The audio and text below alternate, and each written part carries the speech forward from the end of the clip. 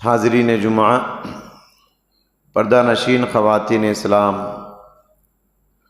خطبہ مسنونہ کے بعد سورہ طٰہٰ کی ایک آیت کریمہ آپ کے روبرو تلاوت کی گئی۔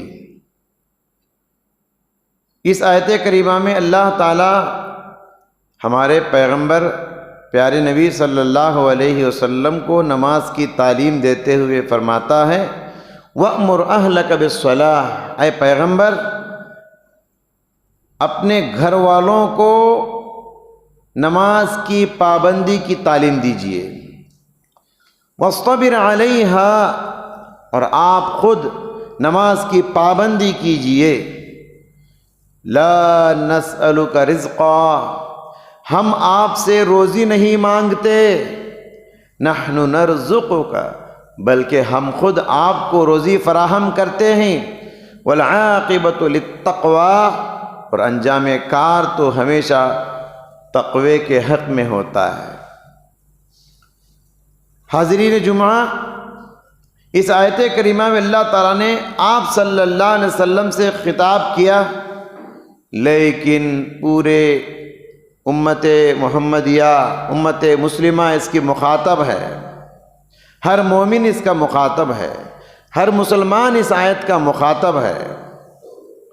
اور اللہ تبارک و تعالیٰ نے اس فیملی ممبرز کو وعدہ کیا، کہا جس گھر کے سارے افراد نمازی ہوں، جس فیملی کے سارے ممبرز نمازی بن جائیں، اللہ نے وعدہ کیا کہ اس فیملی پر اللہ روزی کے دروازے کھول دے گا، اس گھرانے پر اللہ رحمتوں کے دروازے کھول دے گا، برکت کے دروازے کھول دے گا، فیضان رحمت ان پر اللہ نازل کرے گا۔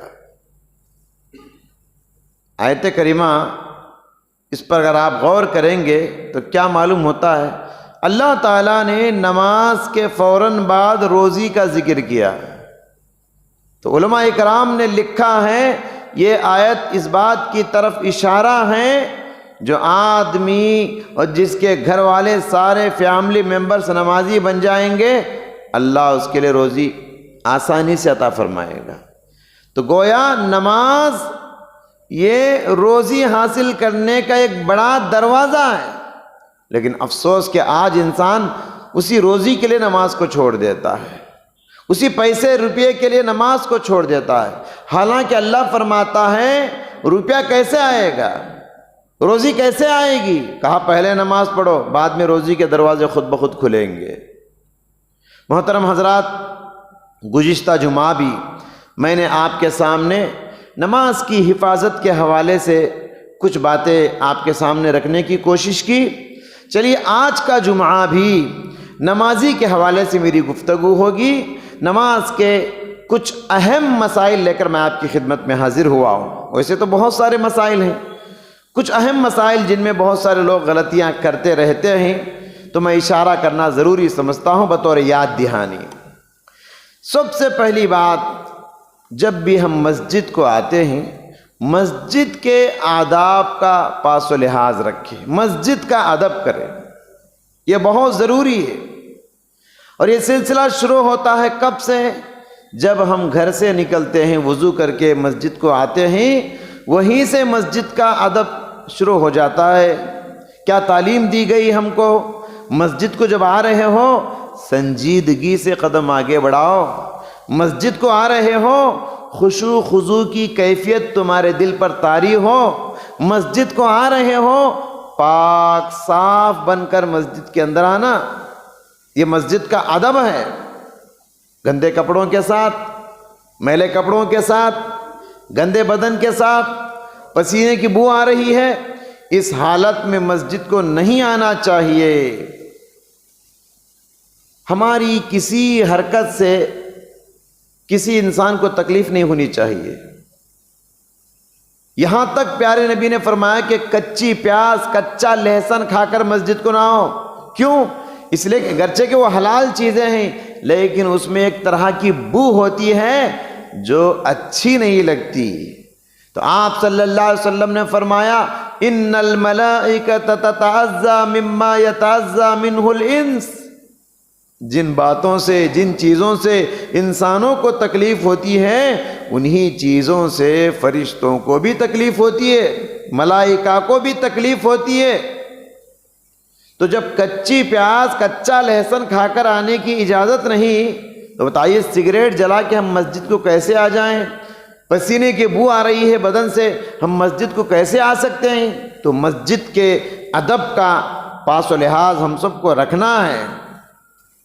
یہاں تک کہا گیا کہ مسجد میں جب ہم ہوتے ہیں، قرآن کریم اونچی آواز سے اگر ہم پڑھیں، ہماری تلاوت قرآن کی وجہ سے اگر مسجد میں موجود کسی مصلی کو تکلیف ہو رہی ہے اور ان کی عبادت میں خلل ہو رہا ہے، تو اونچی آواز سے قرآن پڑھنے کی بھی اجازت نہیں۔ ہم مسجد میں بیٹھے ہیں، اونچی آواز سے قرآن پڑھ رہے ہیں، کسی نمازی کو نماز میں خلل ہو رہا ہے، کسی دعا کرنے والے کو دعا میں خلل ہو رہا ہے، کسی ذکر کرنے والے کو اس کے ذکر میں خلل ہو رہا ہے، ایسی صورت میں مسجد میں بیٹھ کر آپ کو اونچی آواز سے قرآن پڑھنے کی اجازت نہیں۔ آہستہ پڑھو۔ آپ کی اونچی آواز، اگرچہ کہ قرآن اونچی آواز سے پڑھنا چاہیے، وہ بھی ایک عبادت ہے، لیکن جب اونچی آواز سے بازو والے مصلی کو تکلیف ہوتی ہے تو قرآن کو آہستہ پڑھنے کی تعلیم دی گئی۔ تو اسلام اتنی پیاری شریعت، اتنا پیارا دین ہے، ہمارے کسی عبادت سے بھی بازو والے کو، مصلی کو، کسی کو تکلیف نہیں ہونا چاہیے۔ مسجد میں جب یہ چیز ہم سیکھتے ہیں تو مسجد سے باہر بھی اس بات کو یاد رکھیں۔ مسجد سے باہر بھی ہماری کسی ادا سے بازو والے کو تکلیف نہ ہو، ہمارے کسی حرکت سے بازو والے کو تکلیف نہ ہو، ہمارے کسی رویے سے، کسی سلوک سے کسی دوسرے کو تکلیف نہیں ہونا چاہیے۔ مسجد یہ پیغام ہم کو دیتی ہے۔ تو پہلی بات مسجد کا ادب، اس کا لحاظ رکھیں۔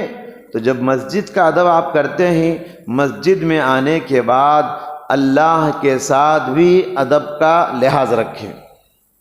اللہ کے ساتھ ادب کے جو تقاضے ہیں اس کو بھی ملحوظ رکھنا چاہیے، کیونکہ جب ہم نماز پڑھتے ہیں، عبادت کرتے ہیں، کیا تعلیم دی گئی؟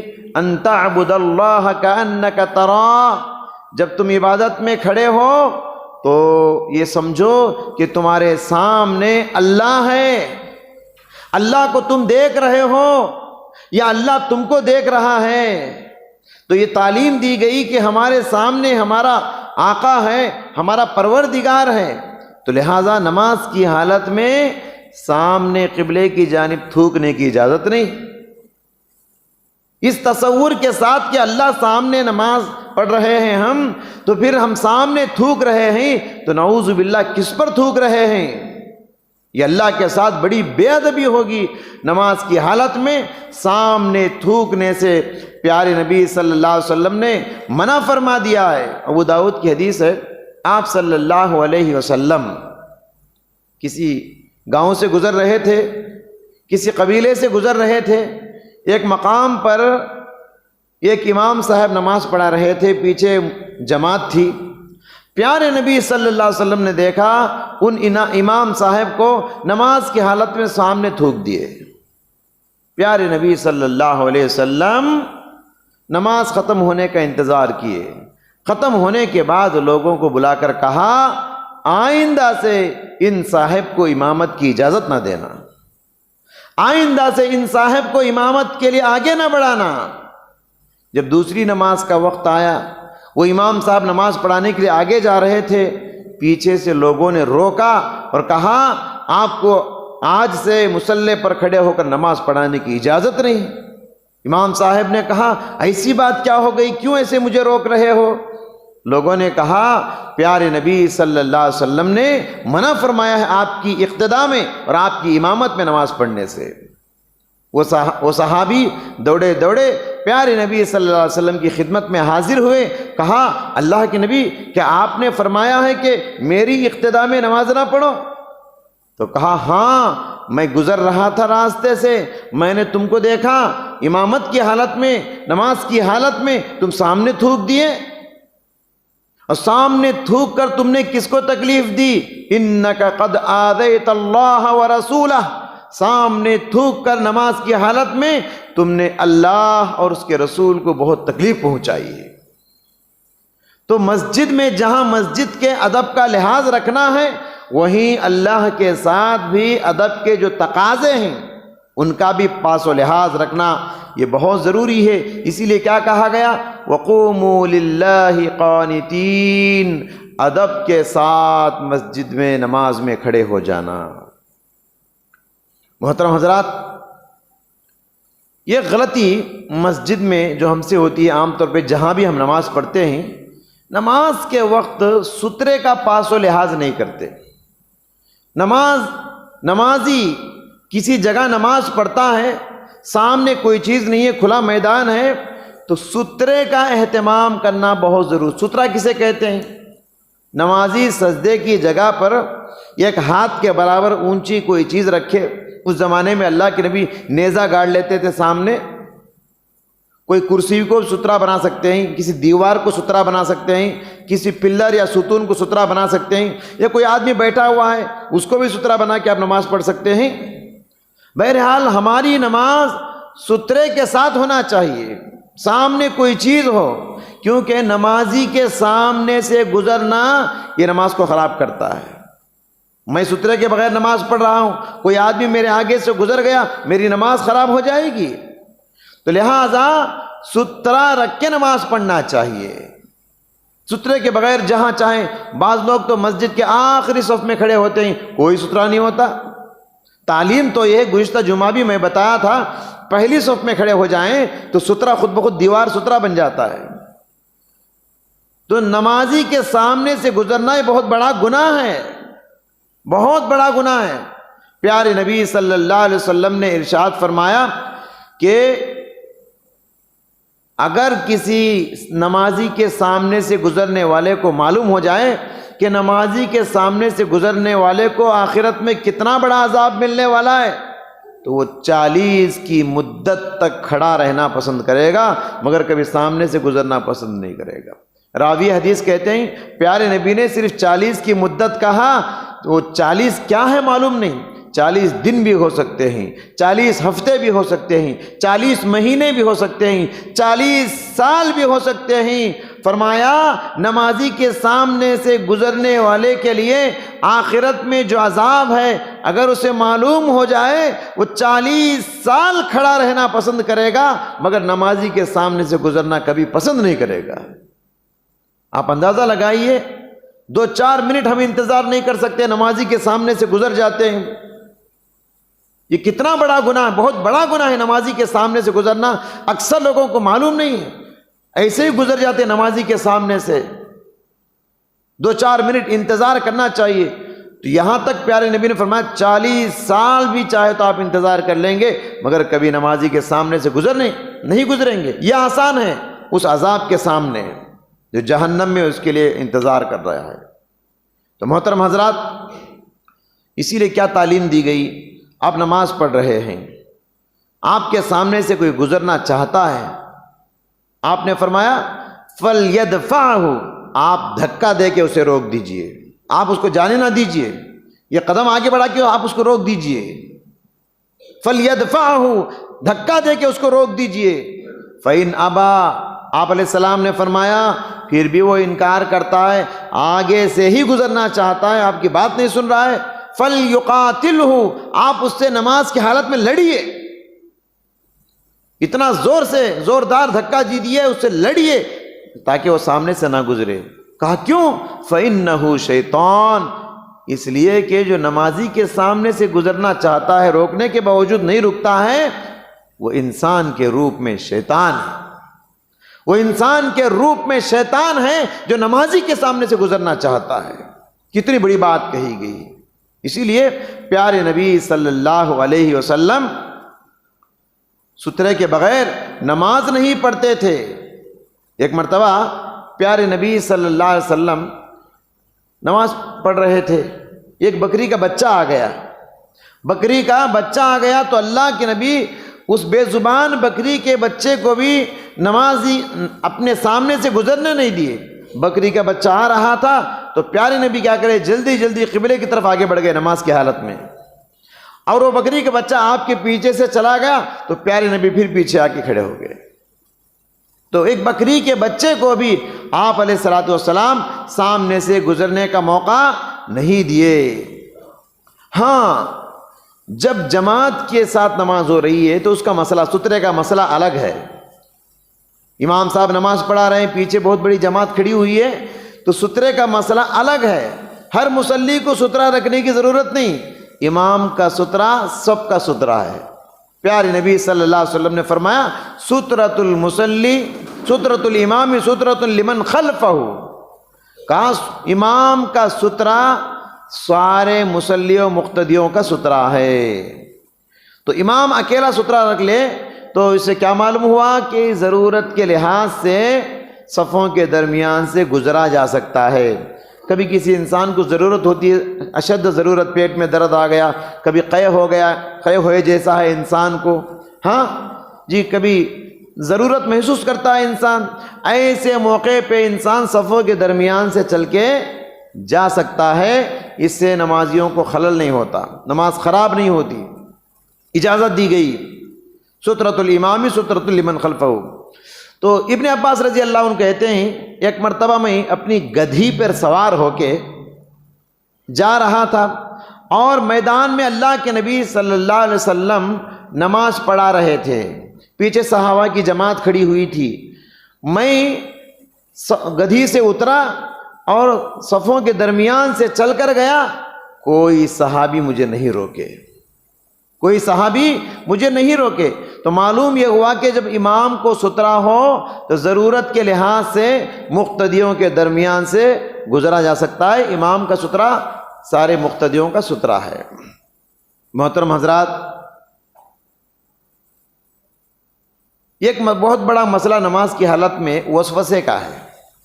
شیطان بڑے وسوسے پیدا کرتا ہے. نماز انسان کی لگتا ہے کہ خراب ہو گئی ہے، بہت وسوسے پیدا کرتا ہے. اور شیطان یہ انسان کے لیے کہ امتحان کے لیے پیدا کیا گیا ہے. انسان کے اندر بہت کنٹرول اللہ نے شیطان کو دیا ہے. ان الشیطان یجری من بنی آدم مجری الدم، کہا گیا کہ شیطان انسان کے رگوں میں ویسا دوڑتا ہے جیسے خون رگوں میں دوڑتا ہے. ہمارے رگوں میں خون جیسے دوڑتا ہے، شیطان کی رسائی وہاں تک ہے، انسان کے رگ رگ تک شیطان کی رسائی ہے. اور اس اختیار کو استعمال کر کے شیطان انسان کی نماز کو خراب کرنا چاہتا ہے، وسوسے پیدا کر کے. اس اختیار کو استعمال کر کے شیطان انسان کے دل میں ایسے وسوسے پیدا کرتا ہے، کبھی اللہ کے بارے میں، کبھی جنت کے بارے میں، کبھی عذاب قبر کے بارے میں. عقیدے کو بگاڑنے کی کوشش کرتا ہے، انسان کے خیالات کو خراب کرنے کی کوشش کرتا ہے. اللہ نے یہ اختیارات شیطان کو دے رکھا ہے. اور ہماری شریعت بھی سبحان اللہ اتنی شریعت رحمت ہے. ہماری شریعت نے یہ کہہ کر ہم سب کے ٹینشن کو دور کر دیا کہ جب تک وسوسہ رہے، وہ دل کا عقیدہ نہ بنے تو کوئی گناہ نہیں ہوگا، کوئی ہمارے لیے پکڑ نہ ہوگی، اللہ کے پاس کوئی پوچھی نہیں ہوگی. صرف جب تک کہ وسوسہ رہے، وسوسے کو زبان پہ نہ لائے، بس کوئی پکڑ نہیں ہوگی. جب ہم وسوسے کو زبان پہ لاتے ہیں، وسوسے کو اپنا عقیدہ بنا لیتے ہیں، تو تب اللہ کے پاس ہمارے لیے پکڑ ہو سکتی ہے. شیطان دیکھتا ہے بندہ حالت نماز میں اللہ کی بارش رحمت اس پر نازل ہو رہی ہے، حالت نماز میں بندے کے گناہ معاف کیے جا رہے ہیں، حالت نماز میں بندے کو اللہ بخش رہا ہے، حالت نماز میں اللہ بندے کے درجات کو بلند کر رہا ہے، حالت نماز میں بندہ جنت سے قریب و جہنم سے دور ہو رہا ہے. تو شیطان یہ اس کو دیکھا نہیں جاتا ہے، تو شیطان کوشش کرتا ہے کسی صورت میں اس نمازی کے اندر وسوسے پیدا کر کے میں اس کی نماز کو بگاڑ کے چھوڑ دوں. شیطان کی پہلی کوشش یہ ہوتی ہے کہ اس کو نماز سے ہی روکے. اب وہ نماز سے نہیں روکتا ہے، نہیں رکتا ہے، تو شیطان دوسری کوشش کرتا ہے، اور دوسری کوشش میں بہت حد تک وہ کامیاب ہوتا ہے. وہ دوسری کوشش یہی وسوسہ ہے. کتنے ہر آدمی سوچے میں نماز میں جب کھڑا ہوتا ہوں کیسے کیسے وسوسے ہمارے اندر آتے ہیں۔ پیارے نبی صلی اللہ علیہ وسلم نے فرمایا جب اذان ہوتی ہے تو شیطان مسجد سے نکل کے بھاگ کھڑا ہوتا ہے اور اتنے دور چلا جاتا ہے جہاں تک اذان کی آواز آتی ہے وہاں تک شیطان نہیں ہوتا ہے۔ جب اذان ختم ہوتی ہے تو شیطان پھر دوبارہ مسجد کو آ جاتا ہے۔ پھر جب اقامت ہوتی ہے اقامت کے الفاظ کو سن کر بھی شیطان اتنے دور بھاگ جاتا ہے جتنے دور اقامت کی آواز آتی ہے۔ جب اقامت ختم ہو جاتی ہے تو شیطان پھر مسجد کو آ جاتا ہے۔ کیوں؟ یہ اذان و اقامت کے الفاظ شیطان کو نہیں بنتے، سنے نہیں جاتے۔ کیوں؟ اس لیے کہ اس میں توحید کے الفاظ ہیں، رسالت کے الفاظ ہیں، آخرت میں کامیابی کے الفاظ ہیں۔ تو شیطان کو یہ الفاظ اتنے تکلیف دیتے ہیں کہ وہ بھاگ کھڑا ہوتا ہے۔ جب اقامت ختم ہوتی ہے وہ دوبارہ آ جاتا ہے اور نمازیوں کے دلوں میں وسوسے پیدا کرنا شروع کر دیتا ہے، وسوسے پیدا کرنا شروع کر دیتا ہے، اور وہ سب باتیں یاد دلاتا ہے جو دکان میں یاد نہیں آتے، مکان میں یاد نہیں آتے، بازار میں یاد نہیں آتے، مارکیٹ میں یاد نہیں آتے، نماز میں سب یاد آتے۔ شیطان کہتا ہے، پیارے نبی نے فرمایا اذکر کذا اذکر کذا لما لم یذکر لما لم یکن یذکر، اس بات کو یاد کرو، اس بات کو ذرا یاد کرو، اس معاملے کو یاد کرو، اس معاملے کو یاد کرو، یہاں تک کہ وہ ساری باتیں یاد دلاتا ہے جو باتیں کی عام وقت میں یاد نہیں آتے، نماز میں یاد آتی ہیں وہ ساری باتیں۔ یہ شیطان کا کمال ہے، اور بہت ساری باتیں یاد دلا کے انسان کی نماز کو گڑبڑ کر دیتا ہے، انسان کی نماز میں انسان کو کنفیوز کر کے چھوڑ دیتا ہے۔ محترم حضرات، شیطان ہمارے درمیان ہر حال میں ہوتا ہے۔ حضرت عثمان بن ابی العاص الثقفی رضی اللہ تعالیٰ عنہ بیان کرتے ہیں، اے اللہ کے نبی، ان الشیطان قد حال بینی و بین صلاتی و قراءتی، یہ شیطان جب بھی میں نماز کے لیے کھڑا ہوتا ہوں میرے اور میری نماز کے درمیان آ جاتا ہے، میرے اور میرے قرآن کی تلاوت کے درمیان آ جاتا ہے، اور ایسا کنفیوز کرتا ہے مجھے، میں تعداد رکعت بھول جاتا ہوں، میں کیا پڑھا مجھے یاد نہیں رہتا ہے نماز میں کیا کروں؟ اللہ کے رسول کنفیوز کر دیتا ہے میری نماز کو۔ پیارے نبی صلی اللہ علیہ وسلم نے ارشاد فرمایا، ذاک شیطان یقال لہ خنضب، اس کا نام شیطان ہے۔ نمازیوں کے نماز کو خلل پیدا کرنے والے، وسوسے پیدا کرنے والے شیطان کا نام خنضب ہے۔ فَإِذَا أَحْسَسْتَهُ، جب تم اس طرح کے وسوسے محسوس کرو، فَتَعَوَّذْ بِاللَّهِ مِنْ، اس سے اللہ کی حفاظت مانگو، اللہ کی پناہ طلب کرو۔ وَادْخُلْ عَلَى يَسَارِكَ ثَلَاثًا، اور اپنے بائیں جانب پلٹ کے 3 مرتبہ تھو تھو کرو، 3 مرتبہ تھتکارو۔ فَفَعَلْتُ، حضرت عثمان بن ابی العاص کہتے ہیں میں نے اس نسخے پر جب عمل کیا، فَأَذْهَبَ اللَّهُ ذَلِكَ عَنِّي، تو شیطان کے وسوسے اس دن سے ختم ہو گئے۔ یہ بہترین علاج ہے ان وسوسوں کا۔ نماز کی حالت میں اعوذ باللہ من الشیطان الرجیم پڑھو، ذرا بائیں جانب پلٹو، لیفٹ سائڈ میں 3 مرتبہ تھو تھو کرو، شیطان اس سے بھاگ جاتا ہے، کیونکہ آپ اعوذ باللہ من الشیطان الرجیم پڑھتے ہیں۔ اور اس کا ایک علاج سجدہ سہو بھی ہے۔ نماز میں جب کچھ کمی زیادتی کا آپ کو اندیشہ ہو گیا تو آخری میں آپ کیا کریں گے؟ یقین پر بنا کریں، اور آخری میں سلام پھیرنے سے پہلے یا سلام پھیرنے کے بعد 2 سجدے کریں۔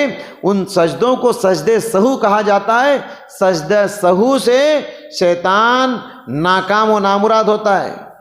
سجدہ سہو جب بندہ کرتا ہے، شیطان کو سجدہ بالکل پسند نہیں، اور اب بندہ 2 سجدے اللہ کے لیے کرتا ہے، شیطان کی پوری محنت پہ پانی پھیر دیتا ہے۔ وہ پوری نماز میں جو محنت کیا، پوری محنت اس کی بیکار ہو جاتی ہے جب آپ 2 سجدہ سہو کرتے ہیں، اور آپ کی نماز محفوظ ہو جاتی ہے، خراب نہیں ہوتی۔ تو یہ بھی اس کا علاج ہے جو وسوسے انسان کے دل میں آتے ہیں۔ محترم حضرات، ایک اہم مسئلہ دیکھیے، بہت سارے لوگ ہیں عام دنوں میں بڑے نمازی ہیں، ایک وقت کی نماز بھی جماعت کے ساتھ نہیں چھوڑتے، عام دنوں میں بڑے نمازی ہوتے ہیں، ان میں سے اکثر لوگوں کو دیکھا جاتا ہے بیماری کی حالت میں نماز نہیں پڑھتے۔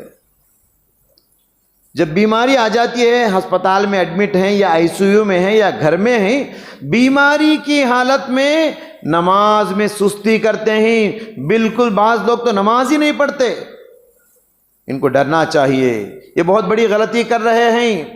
آپ لاکھ بیمار صحیح، آپ کو وقت کے ساتھ ہر نماز کو اس کے وقت میں ادا کرنا ضروری ہے۔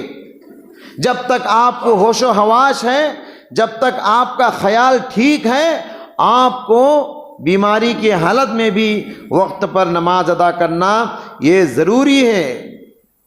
ہاں بیماری بہت زیادہ ہے، بہت شدید ہے آپ کی بیماری، بہت زیادہ بیمار ہیں آپ، تو شریعت آپ کو کچھ سہولتیں بھی دیتی ہے۔ جیسے مسافر کے لیے کچھ سہولتیں ہیں جمع بین الصلاتین کی، یہ سہولت اس بیمار کے لیے بھی ہیں جو سخت بیمار ہے، دو نمازوں کو ملا کر پڑھ سکتا ہے ایسا بیمار۔ کیسے؟ ظہر اثر کو ملا کے پڑھ سکتے ہیں، جمع تقدیم کر لو، ظہر اثر ملا کے ظہر کے وقت میں پڑھ لو، یا جمع تاخیر کر لو، ظہر اثر کو ملا کے عصر کے وقت میں ادا کر لو۔ اسی طریقے سے مغرب اور عشاء کو ملا کے پڑھ سکتے ہیں، جمع تقدیم کر لو، یعنی مغرب اور عشاء کو مغرب کے وقت میں ادا کر لو، یا جمع تاخیر کر لو، یعنی مغرب اور عشاء کو ملا کے عشاء کے وقت میں ادا کر لو۔ لیکن مسافر کی طرح قصر نہیں کریں گے، پوری نماز تو پڑھنا ہے بیمار کو، لیکن سہولت یہ ہے کہ دو نمازوں کو آپ بوقت ضرورت سخت بیماری کی شکل میں ادا کرنے کی تعلیم دی گئی ہے۔ اور تو اور سارے لوگ جیسے بیمار ہوتے ہیں، ہمارے نبی صلی اللہ علیہ وسلم بھی بہت بیمار ہوئے۔ اور کون سی بیماری؟ جس بیماری میں پیارے نبی صلی اللہ علیہ وسلم کی موت آئی، اللہ کے نبی اس دنیا سے رخصت ہو گئے، ایسی بیماری میں اللہ کی نبی نماز کے ساتھ کیسی دلی لگاؤ ہے، نماز کی کیسی فکر ہے، اس واقعے سے غور کیجئے۔ آپ کی چہیتی بیوی ام المؤمنین اما عائشہ صدیقہ رضی اللہ تعالیٰ عنہ بیان فرماتی ہیں، اللہ کے نبی صلی اللہ علیہ وسلم بہت بیمار تھے، عشاء کا وقت ہے اور مسجد میں صحابہ کرام پیارے نبی کا انتظار کر رہے ہیں، اللہ کے رسول کب دروازہ کھول کے آئیں گے، ہم کو نماز پڑھائیں گے۔ صحابہ کی نگاہیں نبی کے دروازے پر تھی۔ پیارے نبی صلی اللہ علیہ وسلم نے عائشہ سے فرمایا، ہل صلی الناس، عائشہ کیا لوگ نماز پڑھ لیے؟ حضرت عائشہ نے کہا، ہم ینتظرونک یا رسول اللہ، اللہ کے نبی وہ نماز ادا نہیں کیے، وہ آپ کا انتظار کر رہے ہیں۔ آپ نے فرمایا، ضعوا لی ماء فی المغضب، ایک ٹب میں میرے لیے پانی رکھو۔ اللہ کے نبی صلی اللہ علیہ وسلم غسل کیے، غسل کر کے نماز پڑھانے کے لیے مسجد کو جا رہے تھے، نماز پڑھانے کے لیے اٹھے، بے ہوش ہو کے نیچے گر پڑے، اغمی علیہ، بے ہوش ہو گئے۔ تھوڑی دیر کے بعد ہوش آیا، پیارے نبی نے پھر دوبارہ سوال کیا، ہل صلی الناس، کیا لوگ نماز ادا کر لیا عائشہ؟ اما عائشہ نے کہا، ہم ینتظرونک یا رسول اللہ، اللہ کے نبی وہ آپ کا انتظار کر رہے ہیں بیٹھ کے۔ آپ نے فرمایا، ضعوا لی ماء فی المغضب، ٹب میں میرے لیے پانی رکھو۔ اللہ کے نبی پھر دوبارہ غسل کیے، غسل کر کے پھر نماز پڑھانے کے لیے مسجد کو جانا چاہتے تھے، جانے کے لیے اٹھے، بے ہوش ہو کے نیچے گر پڑے۔ پھر تھوڑی دیر کے بعد ہوش آیا، پھر تیسری مرتبہ پیارے نبی نے فرمایا، ہل صلی الناس، عائشہ کیا لوگ نماز عشاء ادا کر لیے؟ عائشہ نے کہا، ہم ینتظرونک یا رسول اللہ، اللہ کے نبی وہ لوگ آپ کا انتظار کر رہے ہیں۔ آپ نے فرمایا، ضعوا لی ماء فی المغضب، میرے لیے ٹب میں پانی رکھو، میں غسل کرنا چاہتا ہوں۔ اللہ کے نبی تیسری مرتبہ غسل کیے، جب جانا چاہ رہے تھے اٹھے، پھر زمین پر گر پڑے، بے ہوش ہو گئے، اغمی علیہ۔ پھر تھوڑی دیر کے بعد ہوش آیا تو اللہ کے نبی نے فرمایا، مرو ابا بکر فلیصلی بالناس۔ 3 مرتبہ اللہ کے نبی بہت کوشش کیے۔ آپ اندازہ لگائیں بے ہوش ہو جانا انسان کتنی بڑی بیماری ہے۔ کتنی تکلیف میں ہے اللہ کے نبی، ایک بار نہیں، دو بار نہیں، تین مرتبہ اللہ کے نبی بے ہوش ہو کے زمین پر گر پڑتے ہیں۔ اس کے باوجود آپ کا نماز سے کیسا قلبی تعلق ہے، دلی لگاؤ ہے، کتنی تڑپ ہے، کتنی فکر ہے، وہ جماعت کے ساتھ مسجد میں جا کر نماز پڑھانا چاہتے ہیں۔ جب تیسری مرتبہ بھی بے ہوش ہو کے گر پڑے، اس کے بعد عائشہ سے فرمایا مرو ابا بکر، عائشہ ابو بکر سے کہنا فلیصلی بالناس، وہ لوگوں کو نماز پڑھائیں، اب میں نہیں آ سکتا مسجد کو۔ حضرت ابو بکر صدیق رضی اللہ تعالیٰ عنہ 2-3 دن لوگوں کو نماز پڑھائے۔ 2-3 دن کے بعد جب اللہ کے نبی کو افاقہ ہوا، ذرا محسوس ہوا کہ صحت ذرا اچھی ہوئی ہے، تو اللہ کے نبی پھر دوبارہ مسجد گئے۔ کیسے؟ وہ بھی اکیلے چل کے جا نہیں سکتے تھے، اتنے بیمار تھے تب بھی کہ ایک طرف حضرت علی تھے، ایک طرف حضرت عباس تھے، دونوں کے کاندھوں پہ 2 ہاتھ رکھ کے اللہ کے نبی مسجد گئے۔ مسجد کس حالت میں گئے؟ ابو بکر صدیق نماز پڑھا رہے تھے، اللہ کے نبی دونوں کے سہارے کو لے کر ابو بکر صدیق کے لیفٹ سائیڈ میں بائیں جانب بیٹھ گئے۔ ابو بکر صدیق پیارے نبی کی اقتدا کر رہے تھے اور سارے لوگ حضرت ابو بکر صدیق کی اقتدا کر رہے تھے۔ تو محترم حضرات، معلوم یہ ہوا کہ انسان کتنا بھی بیمار ہو، جب تک ہوش ہو، جب تک خیال صحیح ہو، جب تک جسم میں جان ہو، انسان کو نماز کی پابندی کرنا ضروری ہے۔ اگرچہ کہ آپ ICU میں کیوں نہ ہو، ہسپتال میں ایڈمٹ کیوں نہ ہو، ہاں لوگ کیا کہتے ہیں کہ ٹیوب لگا ہوا ہے، کوئی بات نہیں، اسی حالت میں آپ کو نماز پڑھنا ہے۔ پیشاب کی تھیلی لگی ہوئی ہے، کوئی بات نہیں، اسی حالت میں آپ کو نماز پڑھنا ہے۔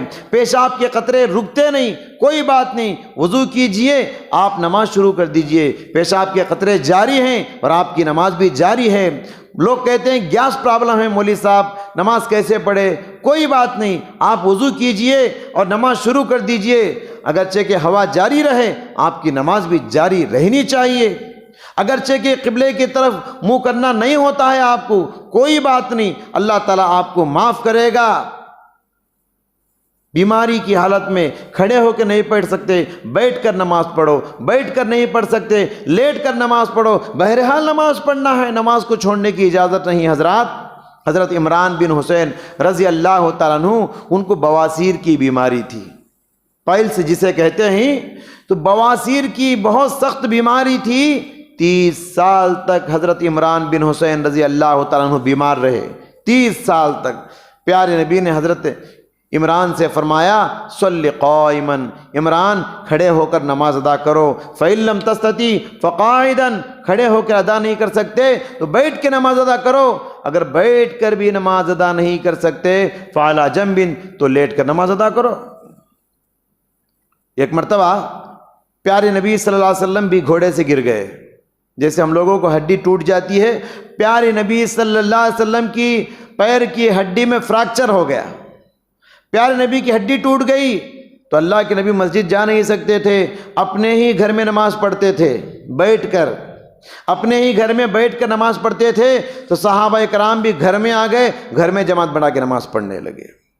تو انسان کو کبھی سخت تکلیف ہو، ایسی صورت میں بیٹھ کر ادا کر سکتا ہے، ورنہ انسان کو کھڑے ہو کر نماز ادا کرنا، صحت کی حالت میں ہو یا بیماری کی حالت میں ہو، سفر کی حالت میں ہو، حضر کی حالت میں ہو، کیسے بھی حالت میں آپ رہے، وقت آ جائے تو نماز کی پابندی کرنا چاہیے۔ آ گیا عین لڑائی میں اگر وقت نماز، قبلہ روحوں کے زمیں بوس ہوئی قوم حجاز۔ عام طور پہ نماز چھوڑنے والے یہی کہتے ہیں کہ طہارت نہیں ہے، پاکی صفائی کا اہتمام نہیں۔ کیا سمجھتے ہیں؟ ہاں، بیماری سے پاک ہو جانے کے بعد، ڈسچارج ہو جانے کے بعد، پورے بدن کو پاک ہو جانے کے بعد ہم نماز پڑھیں گے۔ یاد رکھیے یہ غلطی ہے۔ آپ جتنا ہو سکے، آپ کی طاقت میں جتنا ہے اتنا پاکی صفائی کیجئے، باقی اللہ کے اوپر چھوڑ دیجئے، اللہ بہت معاف کرنے والا ہے۔ اسی حالت میں آپ نماز ادا کر لو، اسی حالت میں آپ نماز ادا کرو، اللہ معاف کرے گا آپ کو۔ آپ وضو کیجئے، وضو نہیں کر سکتے آپ، رشتہ دار کو بولیے کوئی کرائیں گے۔ وضو نہیں کر سکتے آپ، تیمم کیجئے، تیمم آپ نہیں کر سکتے، آپ کسی اپنے خاص لوگوں سے کہیے کہ تیمم کرائیے۔ تو کوشش اگر انسان کرے گا تو وقت پر وہ نماز ادا کر سکتا ہے، وہ وضع کر سکتا ہے۔ اور ایک آخری بات یہ ہے، یہ غلطی ہم سے سفر کی حالت میں ہوتی ہے۔ جب ہم اپنی کار میں جا رہے ہیں تو بہت سارے لوگ فرض نماز کار میں بیٹھ کر پڑھتے ہیں، غلطی ہے یہ۔ فرض نماز کار میں بیٹھ کر پڑھتے ہیں، سنت نماز پڑھ سکتے آپ کار میں بیٹھ کے، نفل نماز پڑھ سکتے، وطر نماز پڑھ سکتے، فرض نماز آپ کار میں بیٹھ کے نہیں پڑھ سکتے۔ دیکھیے سواری کی دو قسمیں ہیں، ایک ہے اختیاری اور دوسری غیر اختیاری۔ کار ہماری سواری اختیاری ہے، جہاں بھی چاہے کار رکائیں گے، مسجد میں میدان میں ہم کھڑے ہو کے نماز پڑھ سکتے ہیں، کوئی رومال بچھائے میدان میں بھی پڑھ سکتے ہیں آپ، وہ ہمارے اختیار میں ہے۔ ایک سواری ہوتی ہے غیر اختیاری، ٹرین ہے، بس ہے، فلائٹ ہے، اس کو ہم جہاں چاہیں وہاں رکا نہیں سکتے، تو اس میں آپ بیٹھ کے نماز پڑھ لیجئے۔ اختیاری سواری جب ہے تو کار اترنا پڑے گا، فرض نماز کو زمین پر کھڑے ہو کے کہیں بھی جگہ ملے آپ کو ادا کرنا ضروری ہے۔ یہ چند باتیں تھیں نماز کے حوالے سے جو بتانا ضروری سمجھا میں نے بطور یاد دہانی۔ دعا ہے اللہ تعالیٰ سے اللہ تعالیٰ ہم سب کو نمازوں کی اہمیت کو سمجھنے کی توفیق عطا فرمائے، نمازوں کو ان کے اوقات میں ادا کرنے کی توفیق عطا فرما۔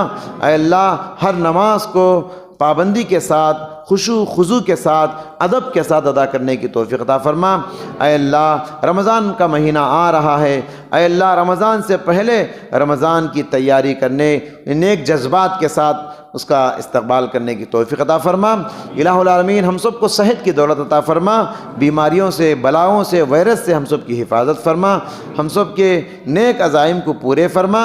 اے اللہ جو مقروض ہیں ان کے قرضوں کی ادائیگی فرما، جو ہسپتالوں میں ہیں ان کو شفاء کاملہ اور عاجلہ عطا فرما۔ آمین۔ بارک اللہ لنا ولکم فی القرآن العظیم ونفعنا وإیاکم من الآیات والذکر الحکیم، انہ تعالی جواد کریم، ملک بر رؤوف الرحیم ورب حلیم۔